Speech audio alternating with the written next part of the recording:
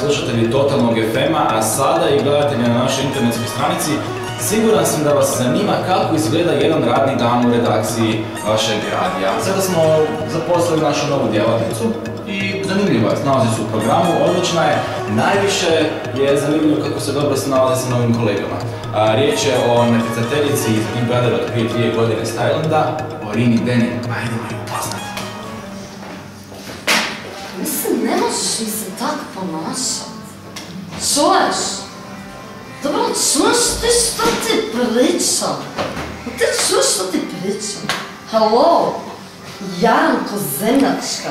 Slušaj, kad ti ova zemljanka raspali, letit ćeš s Tajlanda za 10 minuta do Totalnog FM-a. Slušaj, ovako. I tako smeće ne bi nikad ni primili. Da ti ja dovedem svoje frendove, da ti opališ šamar, ti bi pala mrtva. Jel ti jasno? Jel ti jasno? Što ti gledaš Ivo Perkušić? Pa to je nemoguće da ti imaš frendove, stara moja. Prosti, što si rekao? Što si rekao? A te ćeš me raspalit s tom sisom -1. Prosti, moja sisa je bolja od tvoje face. Aj, je, da.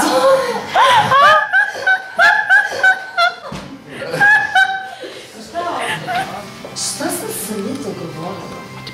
Jesmo se mi nešto dogovorili? Ko mi? Da. Mi se dogovorili da zašutiš jer te ne mogu više slušati. Mislim, to bahata je zičina.